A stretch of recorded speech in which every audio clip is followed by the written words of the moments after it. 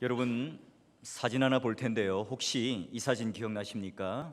얼마 전 터키 해변에서 싸늘한 죽음으로 발견된 3살 난 시리아 난민 꼬마 에이란 쿠르디인데요. 이 사진 한 장이 전 세계 사람들을 충격에 빠뜨렸습니다. 시리아에 내전이 일어나고 생사를 넘나들며 이제 망명길에 올랐던 이들에게 이 천진난만한 웃음을 띤 이 아이가 해변가에 죽음으로 발견되었을 때에 우리는 이 사건을 바라보면서 이들은 과연 나라가 임하옵시고 하는 이 기도문이 어떻게 들릴까 하는 생각을 해봅니다. 그리고 길에서 예수천당, 불신지옥 외치며 원색적으로 복음을 전하는 분들을 보셨죠? 이 세상 사람들은 또 우리 예수 믿는 사람일지라도 과연 천국이란 무엇일까 고민하게 되죠. 여러분에게 누군가가 천국이 뭡니까? 하나님의 나라가 임하옵시고 이 기도의 의미가 뭐죠? 묻는다면 대답하기가 쉽지 않을 겁니다. 자, 오늘 그 해답을 찾기 위해서 성경 안으로 함께 들어가 보실까요? 얼마 전 교육부서에 있는 한 전도사님이 저에게 찾아왔습니다. 목사님, 나라 이가 맞습니까? 나라 가 맞습니까? 교사들이 저에게 묻던데요. 예전에 성경 번역은 어떻게 되어 있습니까? 나라 이죠. 그러나 개역개정 성경을 보게 되면 또는 우리 찬송가를 보게 되면 나라가로 되어 있습니다. 4월 교회 교육부서는 일단 총회의 권고사항으로 인해서 예전 번역을 사용키로 했죠. 근데요, 사실 이냐 가냐 이 문제는 신학적인 의미가 아니에요. 국어 문법상 끝 음절에 받침이 있으면 이은, 받침이 없으면 가는을 붙여요. 근데 옛날에는 이런 문법적 규칙이 없을 때 주어 뒤에 무조건 이를 붙였죠. 그게 구한말 18세기 홍길동전에서 보던 그런 문법이 아직까지 잔존하고 있는 셈입니다. 어떤 분은요, 이 하니까 어색하죠. 그러니까 이건 예로 이해하는 거예요.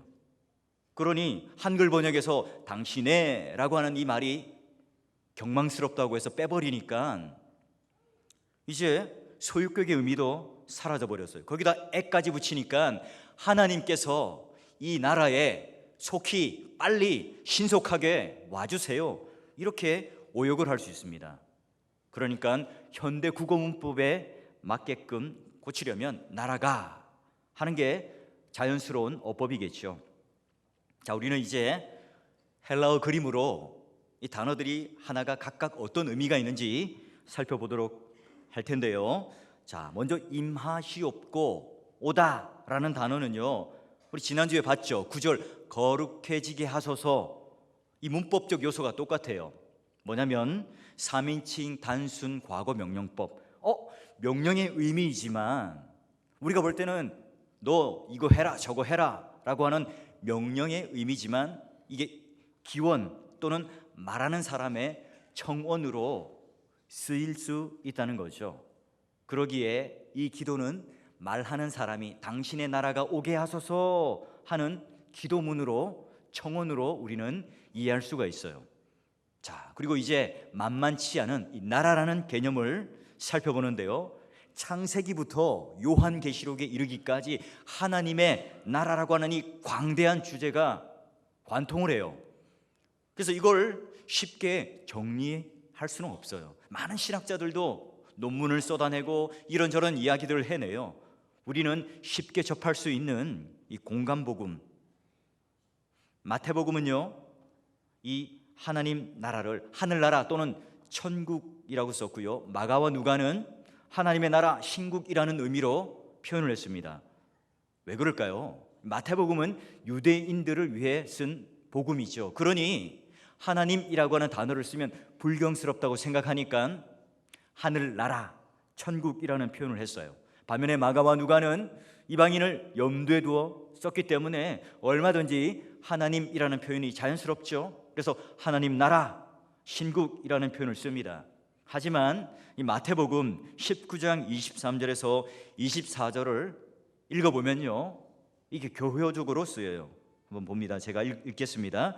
예수께서 제자들에게 이르시되 내가 진실로 너희에게 이르노니 부자는 천국에 들어가기 어려우니라. 다시 너희에게 말하노니 낙타가 바늘귀로 들어가는 것이 부자가 하나님 나라에 들어가는 것보다 쉬우니라 하시니니.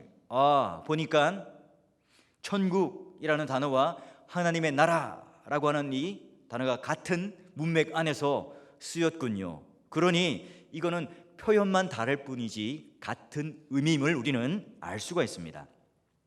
그러면요, 임하다, 오게 하다, 이 표현 때문에 우리는 몇 가지 또 오해를 할 수 있습니다. 하늘 나라의 이 아버지의 그런 나라가 지금 이 땅에 없으니까, 그렇기 때문에 하나님 나라가 속히 여기 오게 해주세요, 이런 표현으로 오해할 수 있습니다. 또 하나는 이 땅에서 지상낙원 유토피아를 이루는 것, 천국이라는 것이 이 땅에서 이루어지는 무엇인가로 착각할 수 있어요. 자, 그렇게 오해했던 때가 바로 중세시대 때 십자군 원정이라고 하는 어처구니 없는 전쟁을 저질렀던 겁니다. 여러분, 이런 오해들을 우리가 좀 현학적이고 관념적인 놀이를 하기보다는 성도들의 명약, 구약과 신약을 통해서 어떻게 하나님 나라를 소개하고 있는지를 살펴보면서 정리를 해보도록 하죠. 자, 구약 성경이나 유대 문헌에는 하나님의 나라라고 하는 이 직접적인 표현이 거의 없어요. 대신 역사 속에서 하나님께서는 이스라엘 나라를 택하셔서 실물 교육을 하시죠. 자, 시내산에서 이스라엘은 하나님께로 부름을 받습니다. 그리고 거기서 무엇을 받게 되죠? 모세가 율법을 받게 됩니다. 그렇다면 이 이스라엘 나라는 무엇이 다스려요? 하나님의 율법, 하나님의 뜻으로 다스려지는 나라입니다. 그리고 다윗과 솔로몬의 시대에도 보면 다윗과 솔로몬의 왕국이라 이렇게 표현하기보다는 하나님께서 다스리는 하나님의 왕국이라는 표현을 씁니다.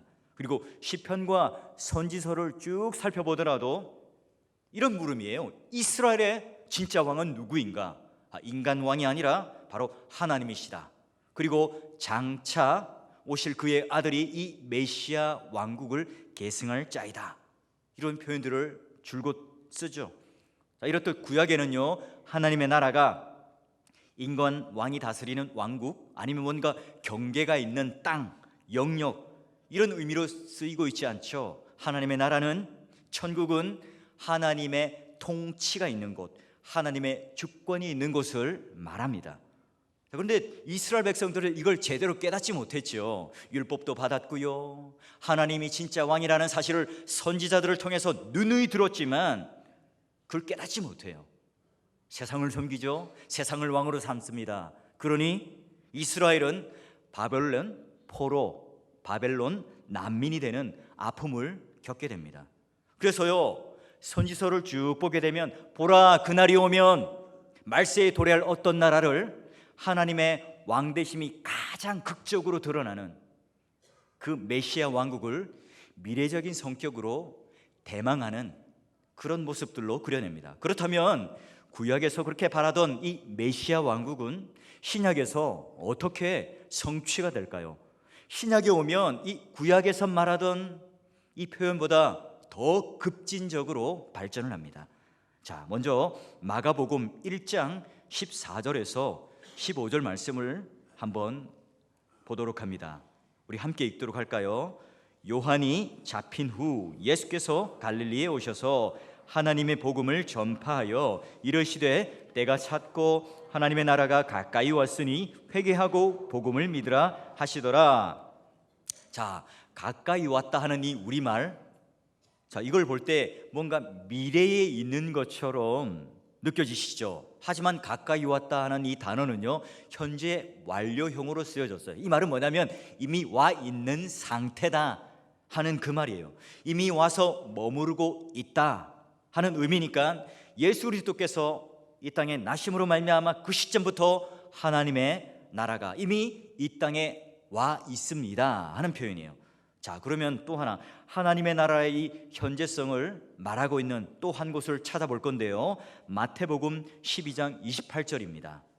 자, 화면에 떠 있죠. 또 함께 읽습니다. 시작. 그러나 내가 하나님의 성령을 힘입어 귀신을 쫓아내는 것이면 하나님의 나라가 이미 너희에게 임하였느니라. 만일 내가 하나님의 영으로 귀신들을 쫓아낸다면 하나님의 나라는 너 위에 임하였도다. 아, 하나님의 나라가 이미 임했다, 분명하죠. 근데 예수님은 이 나라를 어떻게 다스려요? 자기 힘으로요? 자기 지혜요? 자기 능력이요? 자기 상식? 그게 아니라 하나님의 성령을 힘 입으셨고, 그리고 귀신을 내어 쫓으셨어요. 그 영역을 완전히 몰아내셨죠. 아, 그러니까 귀신을 쫓아내는 이 축기의 표적은 화려한 매직쇼로, 너 봐라, 이런 게 선지자야, 이런 게 메시아야, 이걸 보여주고 싶은 게 아니라 하나님 나라가 이미 왔다는 것을 그들에게 실제적으로 알려주는 사인이죠. 결국 하나님의 나라는 우리의 힘, 우리의 노력, 우리의 지식, 우리의 의지가 아니라 하나님의 영, 성령 하나님과 깊은 연관이 있다 하는 것을 우리들에게 보여줘요.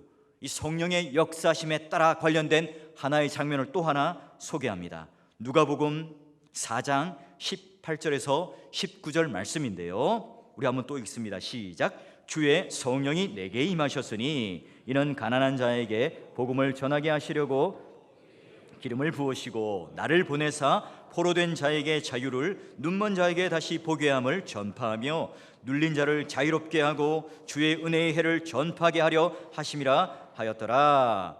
자, 이 장면이 어디서 나옵니까? 요한이 옥에 갇혔을 때에 제자들이 이제 찾아가서 예수님이 진짜 메시아가 맞는지 한번 물어보고 오느라, 그렇게 했을 때 예수님께서 하신 대답이에요. 그래, 구약에서 말했던 그 메시아가 바로 내가 맞아. 지금 이렇게 기적의 사건이 일어나고 그리고 사람들이 자유케 되고 복음의 능력을 경험하는 것, 이게 바로 너희들이 그렇게 대망했던 메시아 왕국의 그런 표현인 거야. 그러니 바로 내가 메시아다, 성령 하나님의 능력으로 지금 말미암아 일어나고 있는 것이니 그 감옥에 갇혀 있는 요한에게 가서 똑똑히 전하도록 해라. 전하신 거예요. 자, 그리고 나서 이제 가장 화두가 되는 실제적인 하나님의 나라가 어떻게 우리 가운데 현재적으로 임하고 있는가, 그 장면을 한번 또 봅니다. 누가복음 17장 20절에서 21절 말씀입니다. 바리새인들이 주님께 묻는데요, 우리 한번 함께 또 읽어볼까요? 시작. 바리새인들이 하나님의 나라가 어느 때에 임하니까 묻거늘 예수께서 대답하여 이르시되 하나님의 나라는 볼 수 있게 임하는 것이 아니요 또 여기 있다 저기 있다고도 못하리니 하나님의 나라는 너희 안에 있느니라. 아멘. 여러분, 너희 안에 있다, 이 표현이 우리 또 오해할 수 있어요. 아, 그래, 하나님의 나라는 내 안에, 내 마음 안에, 내 영혼 안에 있는 거지 잘 보이지 않는 거야, 이렇게 생각할 수 있죠. 그러나 이 표현은요, in your heart, 너희 마음, 그 의미가 아니라 among you, 너희들 속에 있다, 너희들 가운데 있다, 이런 표현이에요. 자, 어떤 그림이냐면 보통 유대인들이라면 말하는 메신저 스피커가 중앙에 서요. 나머지 사람들은 삥 둘러서 원을 그리게 되죠. 그리고 이제 말을 하거나 연설을 하게 되면 삥 둘러쳐져 있는 청중 중에 질문도 하고 또한 묻기도 하겠죠. 자, 그러면 지금 이 중앙에 서 있는 분이 누구시죠? 예수 그리스도. 그리고 지금 이 질문을 하고 있는 바리새인들은 그 바깥에 둘러쳐져 있는 거예요. 그러면 뭐예요? 하나님 나라는 너희 가운데 있다, 이 말은 누구를 가리키는 걸까요? 바로 예수님 자신이죠. 결국 하나님 나라의 주인공, 주체는 뭐예요?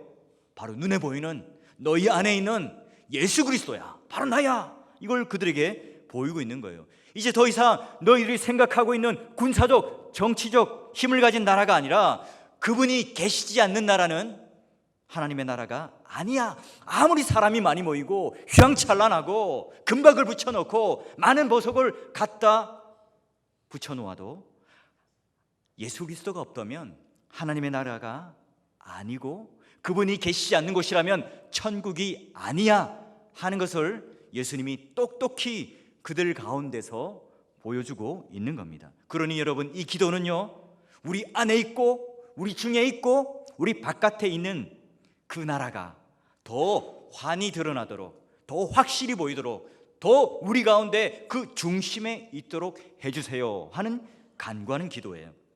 여러분, 물론 이 나라는요, 주님 재림하는 그날에 완성이 되겠지요. 때문에 여전히 사탄의 유혹도 우리는 받고요, 질병의 고통 속에 있고 또 마음의 고통도 있고요, 암에 걸리는 그런 고통도 당하겠지요. 그러나 이미 이 땅에 임한 나라이기도 하지만 아직이라는 그 종말론적인 긴장 속에 살기 때문에 우리는 여전히 그분을 바라며 그 나라를 바라며 지금 한 걸음 한 걸음 걸어나가고 있는 겁니다.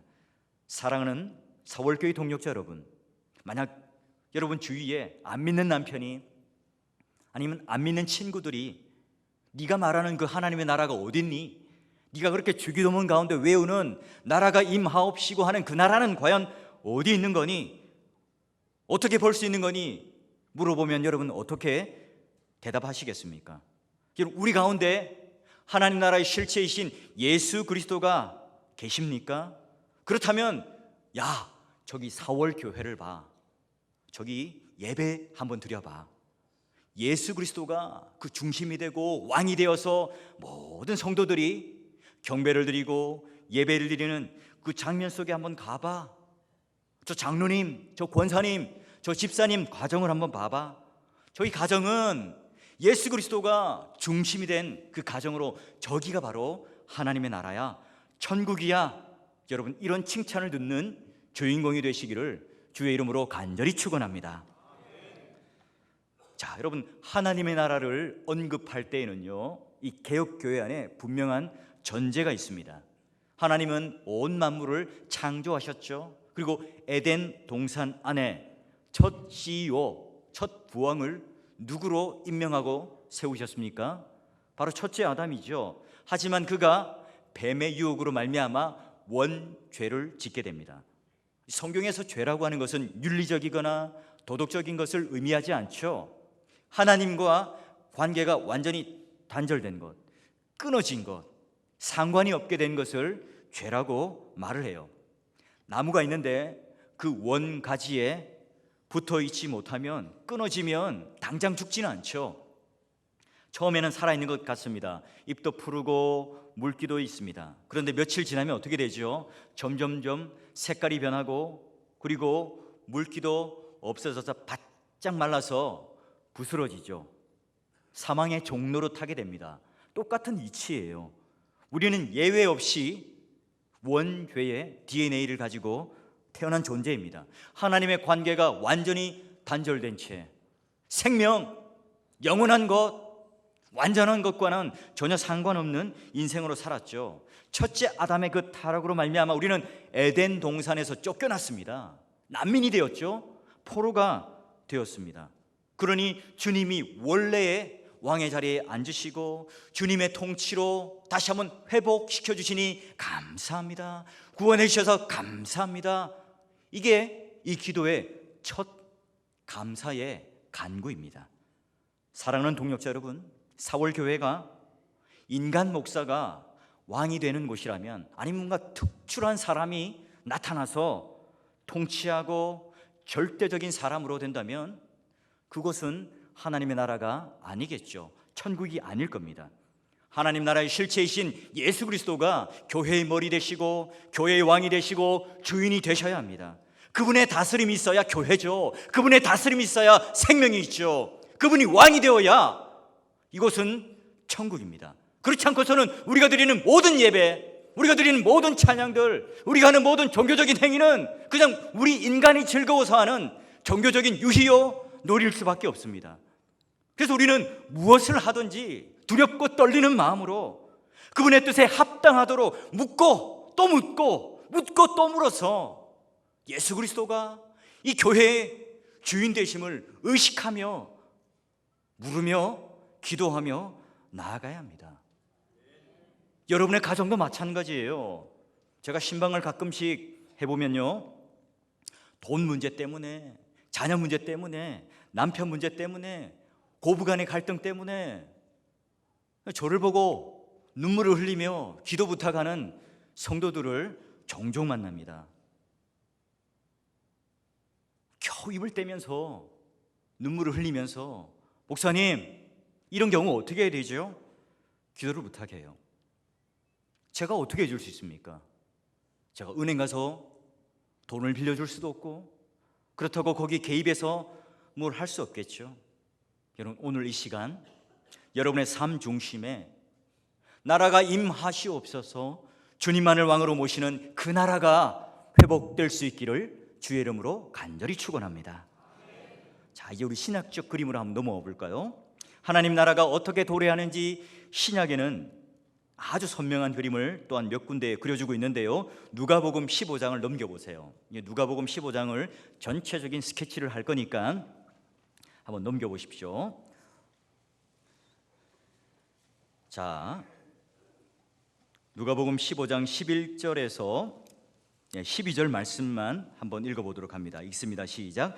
또 이르시되 어떤 사람에게 두 아들이 있는데 그 둘째가 아버지에게 말하되 아버지여 재산 중에서 내가 돌아올 분깃을 내게 주소서 하는지라 아버지가 그 살림을 각각 나누어 주었더니, 아버지가 눈 시퍼렇게 뜨고 있는데 찾아가서 아버지 유산 주세요, 미리 땡겨주세요, 요구를 하죠. 그럼 유대 사회뿐만 아니라 지금 한국적 사회 속에서도 아들이 아버지에게 가서 저 땅 줘주세요, 집 줘주세요, 통장 저에게 넘겨주세요 하면 폐륜적 행동이죠. 근데 아버지는요, 허용을 해요. 꼭 누구의 모습을 닮았나요?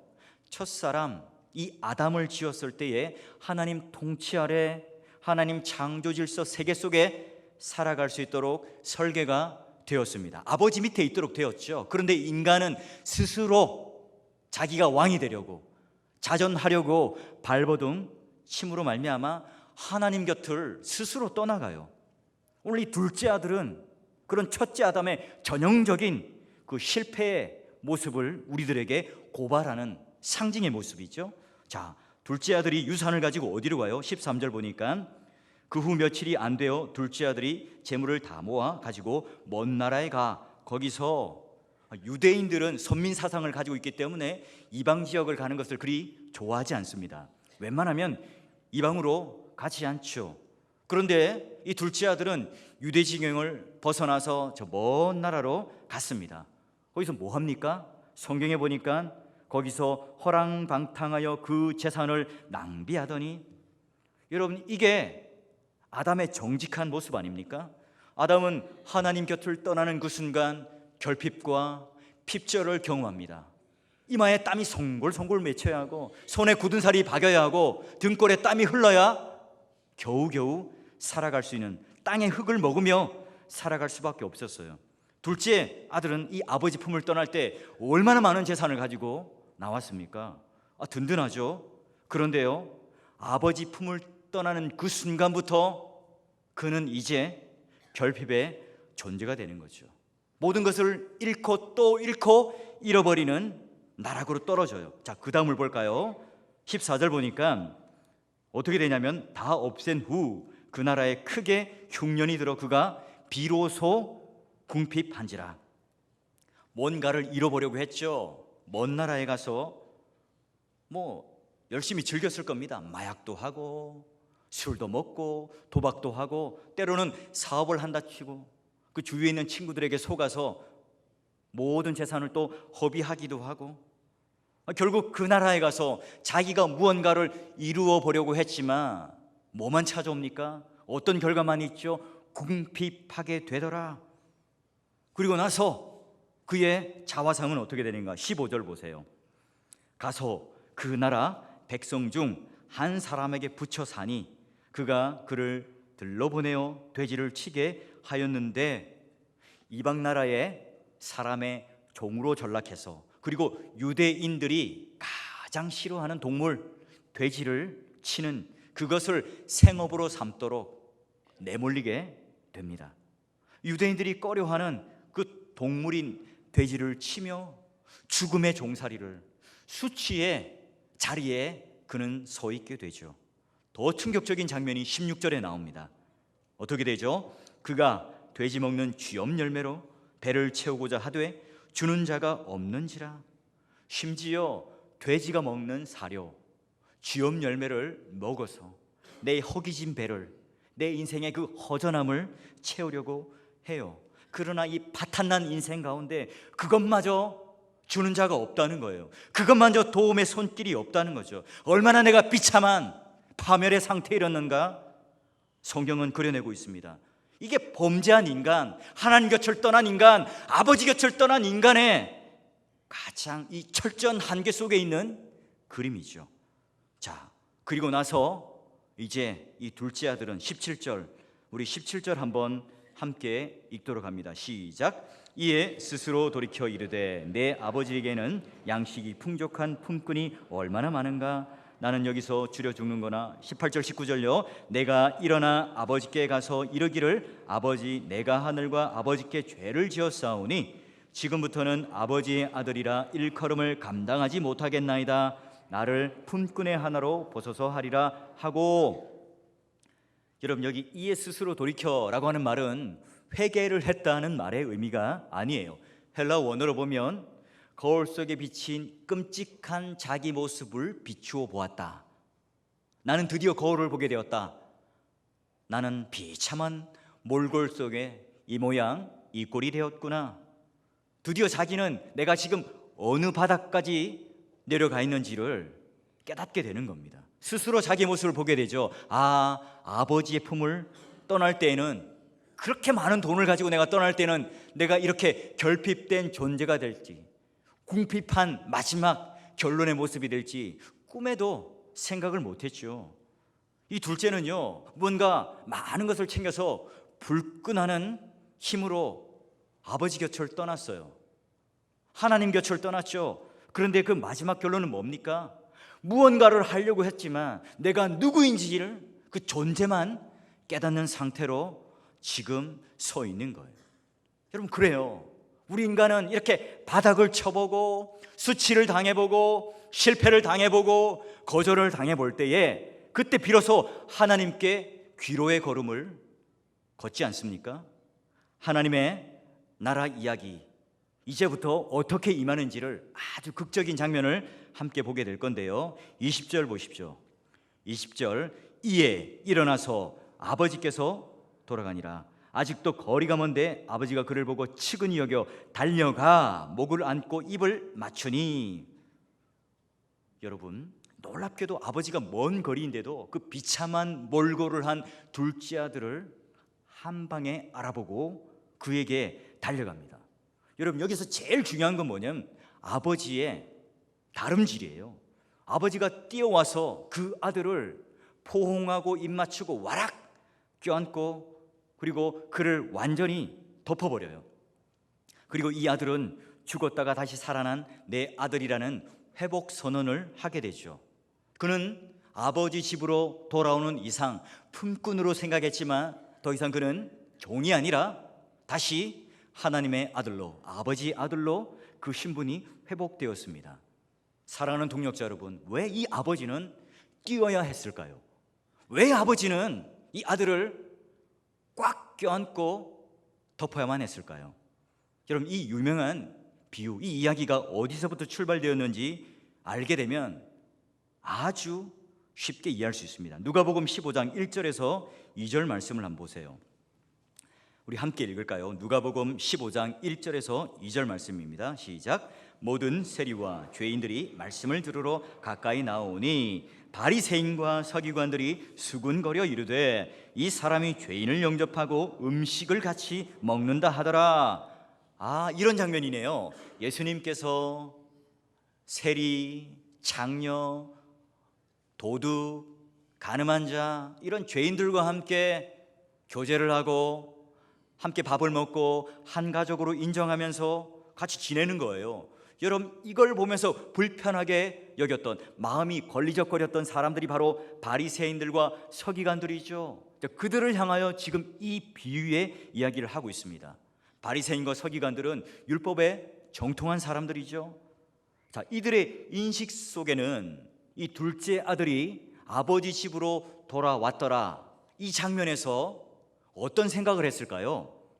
이게 이제 신명기 21장 18절에서 21절 말씀을 보면 금방 이해할 수 있어요. 장면을 제가 한번 신명기 21장 18절에서 21절 말씀인데요, 한번 읽어드리겠습니다. 들어보세요. 사람에게 완악하고 패역한 아들이 있어 그의 아버지의 말이나 그의 어머니의 말을 순종하지 아니하고 부모가 징계하여도 순종하지 아니하거든 그의 부모가 그를 끌고 성문에 이르러 그 성읍 장로들에게 나아가서 그 성읍 장로들에게 말하기를 우리의 이 자식은 완악하고 패역하여 우리 말을 듣지 아니하고 방탕하며 술에 잠긴 자라 하면 그 성읍의 모든 사람들이 그를 돌로 쳐 죽일지니 이같이 내가 너희 중에서 악을 제하라 그리하면 온 이스라엘이 듣고 두려워하리라. 자, 예수님께서 둘째 아들이 아버지 집에 들어왔다, 이 말을 들을 때 율법에 정통했던 서기관과 바리새인들은 이 신명기 말씀이 생각났겠죠. 그러면 손에 무엇을 들었을까요? 예? 폭죽이요? 꽃가루요? 돌멩이를 들었죠. 짱돌을 들고 인내 이놈 하면서 죽이려고 했을 거예요. 그걸 아는 아버지가 미리 쫓아가서 달려갑니다. 그리고 뛴걸음으로 가서 그를 완악 안아버리죠. 덮어버려요. 왜요? 안 그러면 돌에 맞아 죽게 되니까요. 예수님의 입에서 하나님 나라가 이렇게 임하는 거란다, 그 놀라운 반전의 스토리의 이야기가 그 다음부터 전개되는데요. 자, 21절 보세요. 아들이 이르되 아버지 내가 하늘과 아버지께 죄를 지었사오니 지금부터는 아버지의 아들이라 일컬음을 감당하지 못하겠나이다 하나. 자, 여기 이제 둘째 아들이 아버지의 품에 안겨 어떤 대접을 받는가 나타납니다. 아버지는 종들에게 이르되 무슨 옷요? 제일 좋은 옷을 내어다가 입히고 손에 무엇을 끼웁니까? 가락지를 끼우고 그 다음에 발에 신을 신깁니다. 종이 아니라 아들이란 의미죠. 그리고 무슨 송아지를 끌어다가요? 살진 송아지를 끌어다가 트리플 A, 아주 좋은 한우를 가져다가 먹고 즐기는 거죠. 이렇듯 하나님의 나라는요, 결핍과 궁핍한 그런 그림이 아니에요. 아주 풍족한 나라가 하나님의 나라예요. 들판에 수많은 영혼들이 줄이고 있을 때에 민망히 여기시고 그들을 향하여 음식을 나누어주고 12바구니나 남았더라. 그리고 우리가 행복한 새벽 예배 가운데 나누었던 다윗의 시처럼 원수의 목전에서 상을 베푸시고 내 머리에 기름을 바르시고 그리고 그 잔이 어떻게 해요? 그 빈잔에 철철철철 넘치도록 내 잔이 넘치나이다, 이 고백을 했던 것처럼 하나님께서 오늘 우리의 모든 비워진 인생 가운데에 하나님의 나라에 놀라운 은혜가 바로 이런 거란다, 그림을 보여주세요. 자, 그리고 24절. 이 내 아들은 죽었다가 다시 살아났으며 내가 잃었다가 다시 얻었노라 하니 그들이 즐거워하더라. 아들의 지위를 회복하니 모든 사람들이 함께 기쁨과 사랑과 희락을 즐기는 공동체가 된 거죠. 이게 바로 회복된 아담의 실존입니다. 사랑하는 동역자 여러분, 하나님의 나라는요, 뭔가 거창하게 임하거나 대단한 게 아닙니다. 요즘에 유행하는 성시화 운동 좋습니다. 체육관에 모여서 많은 사람들이 모여서 집회를 하고 구호도 외치는 것 참 좋은데요. 그러나 오늘 우리 삶 속에, 내 개인의 삶 속에 이런 하나님의 나라가 예수 그리스도를 중심으로 모시고 살 때에 그 나라는 오늘 하나님께서 똑똑히 이런 풍족함으로 이뤄내는 것으로 자꾸 사람들의 눈에 보여지는 나라, 잡혀지는 나라, 경험하는 나라, 그곳에 가고 싶은 나라가 되겠지요. 지금껏 허랑방탕하며 살았습니까? 이방 땅에 가서 거지 몰골을 하고 건강, 물질, 관계의 깨어짐, 그리고 도박 또는 불편한 배우자의 관계, 이런 것들로 우리 인생을 지금 다 털어먹고 계십니까? 그렇다면 오히려 내 비참한 몰골을 하나님께서 거울로 비춰주는 이 순간이 여러분이 돌아올 수 있는 기회예요. 나와 함께한 모든 인생 속에 내 죄와 내 비참함을 함께 깨닫고 나라의 임하옵시옵소서. 그의 기도를 통해서 그의 통치 밑으로, 그의 임재 밑으로 여러분 들어가십시오. 그러기에 선하시고 인자하신 하나님 아버지가 뛰어와서 나를 와락 끌어안으시고 눈물로 나의 어깨를 적시며 아들의 지위를 회복시켜 주시며 풍족한 은혜를 누리며, 이게 바로 천국이야, 이게 바로 하나님의 나라지, 그것을 말이 아닌, 우리 머릿속에 떠도는 관념이 아닌 실제로 경험하는 주인공이 되시기를 주의 이름으로 간절히 축원합니다. 끝으로 한 인물을 더 소개할까요? 세리장이었고 민족의 고요를 빨아먹는 죄인 삭개오를 소개합니다. 그는 평생을 남의 것을 빼앗고 올라타서 승리하는 게 행복한 인생이라고 여겼습니다. 결국은 급기야 돌감람나무까지 오르게 되죠. 그리고 역사적인 한순간 예수님과 그는 섬광이 번뜩이는 그 눈빛이 교환될 때 예수님께서는 첫 마디가 무엇이었죠? 내려오라, 삭개오야 내려오라. 여러분, 오늘 이 아침에도 최영인 목사 내려오라, 사월교회야 내려오라, 우리들에게 요청하며 초청하는 거죠. 수치와 상처를 무릅쓰고 올라갔던 너의 손바닥에, 너의 몸에 화상과 나무가지에 긁힌 그 상처들, 그거 끌어안고 슬퍼하는 것이 아니라 너 지금 내려와. 삭개오가 순종을 했죠. 돌아왔습니다. 그때 예수님께서 충격적인 말씀 한마디를 해요. 오늘 지금 당장 내가 너희 집에 유하여야겠다. 하나님 나라의 주체이신, 주인공이신 그분이 어디를 방문해요? 내 집에, 삭개오의 집에, 죄인의 집에, 절망의 인생 가운데, 수치의 인생 가운데 살았던 그 집에 내가 유하여야겠다. 하나님의 나라가 삭개오 집에 임하니 어떻게 됩니까? 그의 인생이 180도로 완전히 바뀌죠. 토색하는 인생에서 나누어주는 인생으로, 남의 것을 빼앗는 인생에서 남을 세우는 인생, 살리는 인생으로 완전히 바뀌어버린 거죠. 사랑하는 사월교회 동역자 여러분, 우리는 말씀의 거울로 우리의 모습을 정직하게 비춰보십시오. 우리는 누구나 다 첫째 아담처럼 내가 왕이 되려던 존재였습니다. 그래서 우리는요, 에덴 동산에서 쫓겨났죠. 둘째 아들 탕자처럼 아버지의 유산을 다 끌어모아서 내 손에 딱 쥐고 이방 나라에 가서 내 마음껏 허랑방탕하며 살았습니다. 우리는 파산했죠. 관계도 깨어지고 물질도 잃어보고 건강도 잃어보고, 또는 세리장 삭개오처럼 남을 쓰러뜨리고 남 위를 올라타고 그리고 남의 것을 빼앗는 것으로 행복이라며 착각하며 살았습니다. 하나님 나라는요, 결코 그런 나라가 아니에요. 하나님 나라는 오늘 예수님께서 바리새인들에게 충격적인 말 한마디, 너희 안에 있다, 삭개오에게 했던 이 한마디, 내가 너희 집에 지금 당장 오늘 유하여야겠다. 아들아, 이리 와. 아버지께서 먼저 달려가서 우리를 덮어주셔서 그 모든 인생의 불편함들을 회복시켜주는, 그게 바로 하나님 나라야, 우리에게 보여주고 있어요. 내 스스로 말씀을 보면서 여러분 정직하게 바라보았을 때 우리는 내세울 게 없어요. 여러분, 뭐 손에 쥐고 있는 거요? 건강요? 그 이방 나라에 가면 금방 잃어버릴 것들이에요. 다 비로소 궁핍하게 되더라, 그런 것들이죠.